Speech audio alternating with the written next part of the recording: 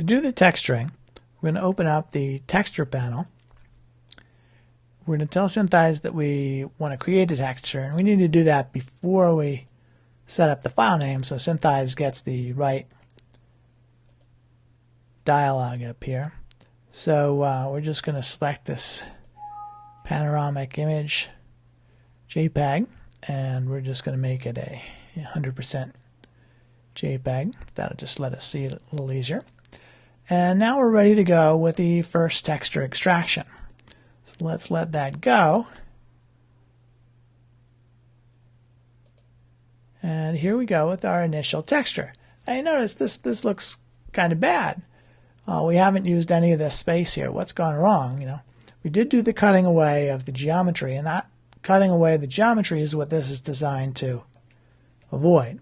The thing that we hadn't done yet, though, is actually to go into the texturing panel in SynthEyes and tell it we want to crop the texture coordinates so that the UV texture coordinates all match, fill the entire range of the the entire 0 to 1 range of everything.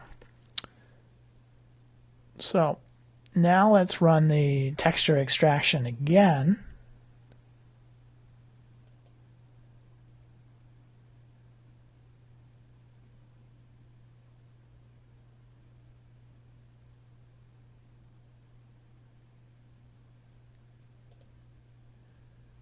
We'll go back and look, and now we see that we're taking advantage of the entire space. And now the issue is, well, we've got to crunch the image because we haven't used the right kind of width, and we're still at a 1K by 1K resolution. So now let's go and refine what we're doing a little more carefully. So with this kind of imagery, we actually want to use quite a high horizontal resolution because we're sweeping horizontally. So I can actually type in a value here that's larger than the maximum drop-down value. So we'll just do a 8K by 2K image, and now let that go. So this will take a little bit. We'll cut out for a second and be back. So here we are back again. Took about 2 minutes to compute.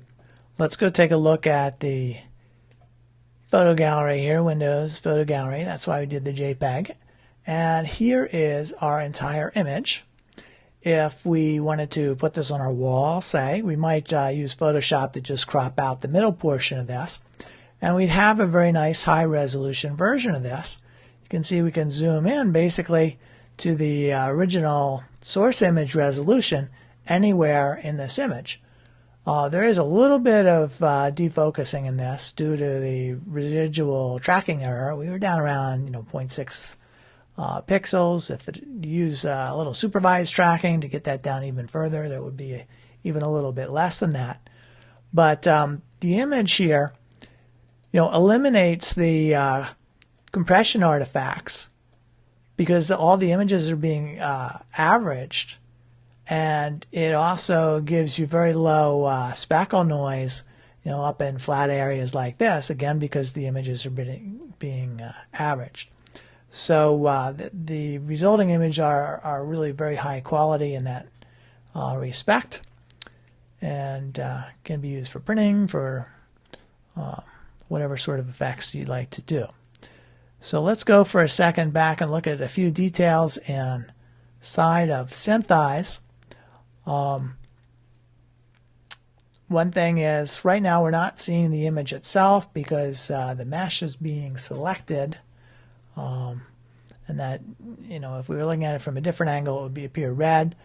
We can hide that effect by turning on this checkbox, Hide Mesh Selection, and this setting only sticks around while the texture panel is being displayed to avoid confusing the issue. So you can go and see what you've got here, and you can zoom a long way in.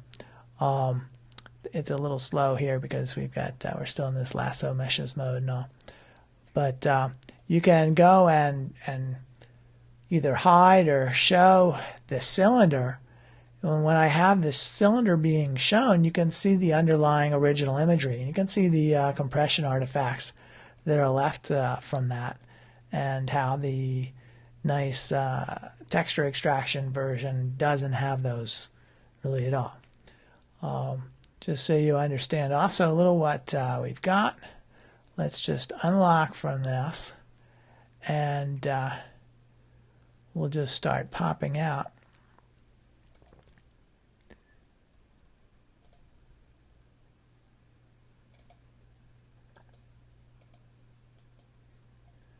And here is our geometry with that texture sitting on it.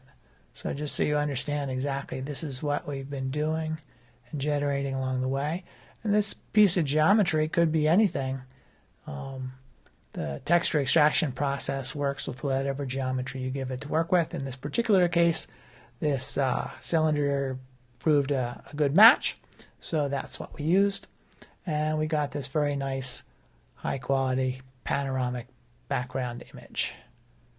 So that's what this is about. Hope you've enjoyed it. Take care.